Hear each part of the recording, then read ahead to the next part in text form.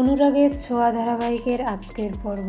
ধারাবাহিকের শুরুতে আমরা দেখতে পাই সূর্য সোনাকে বলছে, তুমি একদম আমার স্ত্রীর সাথে এভাবে কথা বলবে না, ও আমার স্ত্রী হয়।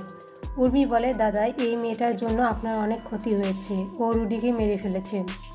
এ কথা শুনতেই সূর্য আবারও সেই আবছা আবছা স্মৃতি মনে পড়তে থাকে। তখন সে অসুস্থ অনুভব করে।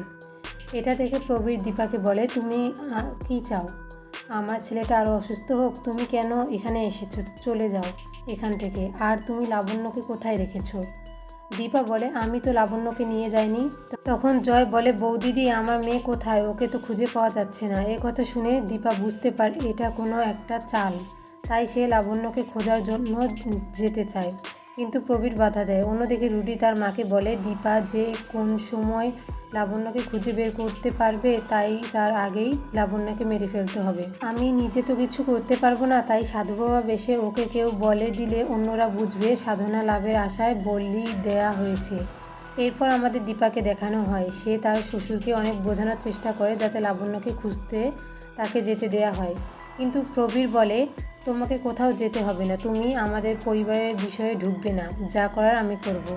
এ কথা শুনে সূর্য বলে, ও আমার স্ত্রী হয়, ওর সাথে বাড়ির কেউ এভাবে কথা বলবে না, তাহলে কিন্তু খুব খারাপ হয়ে যাবে। পর দীপা এবং জয় বের হয়ে যায় লাবণ্যকে উদ্ধার করার জন্য। অন্যদিকে ছদ্মবেশে রুডি সাধুর বেশ ধরে লাবণ্যকে বলি দেওয়ার জন্য লাবণ্যকে অজ্ঞান করে নিয়ে যায়। পরবর্তী সিনে আমরা দেখতে পাই দীপা, সূর্য এবং জয় লাবণ্যকে খুঁজতে প্যান্ডেলে আবারও ফিরে যায়। কুন্তলা সূর্যকে আটকানোর চেষ্টা করে, কিন্তু সূর্য তাকে ধাক্কা মেরে ফেলে দেয়। এরপর দীপা লাবণ্যর একটা জুতো পায়, এতে সে বুঝতে পারে তারা ঠিক জায়গায় যাচ্ছে। অন্যদিকে রুডি লাবণ্যকে বলি দেওয়ার জন্য খাড়া হাতে নিতে সেখানে দীপা এবং জয় এসে লাবণ্যকে বাঁচিয়ে নেয়। সাধুর সাথে দীপা ফাইট করার সময় সাধুর চুল খুলে যায়, এতে দীপা খেয়াল করে এটা রুডি। এরপর লাবণ্য দীপাকে বলে, ওই দরথি আর কেউ নয়, সে হচ্ছে রুডি। অন্যদিকে আমরা কুন্তলা এবং রুডিকে দেখতে পাই। কুন্তলা রুডিকে হসপিটালে নিয়ে যাওয়ার কথা বলে, কিন্তু রুডি জানায় সে হসপিটালে যাবে না, তাকে এখন সেনগুপ্ত বাড়িতে পৌঁছাতে হবে, আর সে ওই দীপাকে শেষ করে দেবে।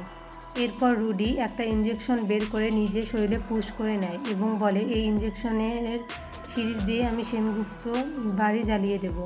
পরবর্তী সিনে আমরা সেনগুপ্ত বাড়িতে দেখানো হয়। সেখানে দীপা সবাইকে বলে রুডি ছদ্মবেশে লাবণ্যকে কিডন্যাপ করেছিল এবং তাকে বলি দেওয়ার চেষ্টা করছিল। এ কথা শুনে সোনা অনেক রেগে যায় এবং বলে, তুমি কেন বারবার মৃত মানুষকে নিয়ে টানাটানি করছো? রুডিকে তুমি মেরে ফেলেছো। দীপা বলে, আমি মিথ্যে কথা বললেও লাবণ্য মিথ্যে কথা বলতে পারে না, ও নিজের চোখে রুডিকে দেখেছে, ওই দরথি হচ্ছে রুডি। এসব কথা শুনে সোনা তার মাকে আঘাত করতে যাবে, তখন সূর্য তাকে আটকে দেয় এবং বলে তার সাথে রাগ দেখাতে থাকে, দেখে নেওয়া যাক না দরথি ঘরে আছে কিনা। এরপর সেখানে কুন্তলা চলে আসে এবং বলে, আপনারা কেন ওই বয়স্ক মহিলাকে এর মধ্যে টানাটানি করছেন? বলে, আপনার দেখছি খুব দরকার হয়েছে, সত্য মিথ্যা যাচাই করার জন্য অবশ্যই দেখতে হবে উনি ঘরে আছে কিনা। এরপর বাড়ির সকলে মিলে দরথির রুমের দিকে চলে যায়। পরবর্তী সিনে আমরা দেখতে পাই জয় দরথির রুমের দরজা ধাক্কাধাক্কি করছে দরজা খুলে দেওয়ার জন্য। তখন ছদ্মবেশী থাকার রুডি বের হয়ে আসে এবং বলে, কি হয়েছে? রুডিকে ভিতরে থাকতে দেখে তো দীপা অবাক হয়ে যায় এবং বলে, এটা কি করে সম্ভব? এরপর বাড়ির সকলে মিলে দীপাকে ভুল বুঝতে থাকে। কুন্তলা বলে, আমার মনে হচ্ছে এই সব কিছু দীপার চাল, উনি নিজেই দোষ অন্যের ঘাড়ে দেওয়ার চেষ্টা করছেন। প্রবীর বলে, আমি তো ব্যাপারটা দেখছি, তুমি আমাদের পরিবারের বিষয়ে নাক গলাবে না। এরপর প্রবীর দীপাকে বাড়ি থেকে চলে যেতে বলে, কিন্তু দীপা বলে, আমি এখান থেকে যাব না, এভাবে লাবণ্যকে রেখে আমার যাওয়া সম্ভব নয়।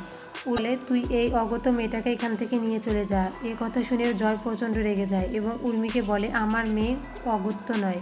শেষে আমরা দেখতে পাই কুন্তলা আবারও সবাইকে বলে, এগুলো হচ্ছে দীপা সেনগুপ্তর প্ল্যান, উনি ইচ্ছে করে এসব কিছু করছে, এটা প্রমাণ করেও দিতে পারবো। প্রমাণ দেখতে হলে আমার সাথে আসতে হবে, আপনারা সবাই আমার সাথে আসুন। কুন্তলার মুখে এ কথা শুনে দীপা ঘাবড়ে যায়।